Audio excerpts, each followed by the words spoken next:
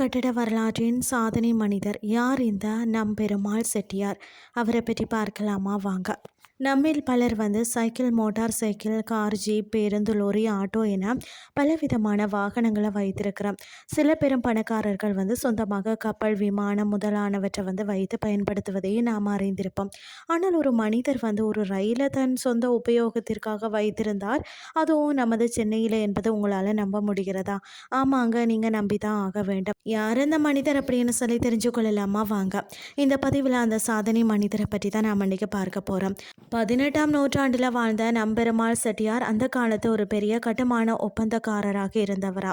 கிறிஸ்துக்கு பின் 1856ஆம் ஆண்டு சென்னையில் பிறந்த நம்பெருமாள் செட்டியார் சென்னையில் வரலாற்று சிறப்புமிக்க பல கட்டடங்களை கட்டிய பெருமைக்கு சொந்தக்காரரா. இவர் கட்டிய கட்டடங்கள் பெரும்பாலும் சிவப்பு நிறத்தில் அமைந்திருந்ததா.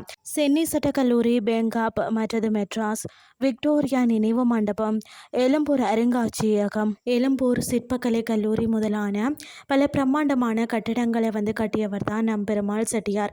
இது மட்டுமின்றி ஆங்கிலேயர் பலருக்கு குடியிருப்புகளையும் கட்டி கொடுத்திருக்கிறாரா. சென்னை சேத்துப்பட்டியில் வெள்ளை மாளிகை என்ற பெயர் கொண்ட 3 மாடிகளும் 30 அறைகளும் கொண்ட ஒரு பங்களாவில் வாழ்ந்தவர் தான். இந்த பங்களா தற்போது அருங்காட்சியகமாக மாற்றப்பட்டுள்ளது. இதில் பல நாட்டு கலைப்பொருட்கள் காட்சிப்படுத்தப்பட்டுள்ளதா. இவருக்கு இந்த பகுதியில் சொந்தமாக பல வீடுகள் இருந்ததாக கூறப்படுகிறது. பிரான்ஸ் நாட்டில் இருந்து விலை உயர்ந்த காரை வாங்கிய முதல் இந்தியராகவும் இவர் கருதப்படுகிறார். நம்பெருமாள் செட்டியார் பார்த்தீங்கன்னா கணித மேதையா. ராமானுஜனின் இறுதி காலத்தில் அவரை தன் பங்களாவில் வைத்து சிறப்பாக கவனித்து கொண்டாராம். ராமானுஜனுக்கு காசநோய் இருந்ததால் அவருடைய உறவினர்கள் திருவல்லிக்கேணி வீட்டில் அவரை வைத்து பார்த்து கொள்ள பயந்த காரணத்தால் தான் நம்பெருமாள் செட்டியார் பார்த்தீங்கன்னு சொன்னால் தனது பங்களாவிலேயே தங்க வைத்து அவருக்கு சிறப்பான மருத்துவ வசதிகளையும் உணவு முதலான பிற வசதிகளையும் செய்து கொடுத்தாராம். அவர் காலமானதும் நம்பெருமாள் செட்டியாரே ராமானுஜனின் இறுதி சடங்குகளை நடத்தினார் என்பதும் குறிப்பிடத்தக்கது. ஆங்கிலேய ஆட்சிக்காலர் இவருடைய சாதனையை கருத்தில் கொண்டுதான் நம்பெருமாளுக்கு ராவ் சாஹிப், ராவ் பகதூர் மற்றும் திவான் பகதூர் முதலான பட்டங்களை வழங்கினார்களாம்.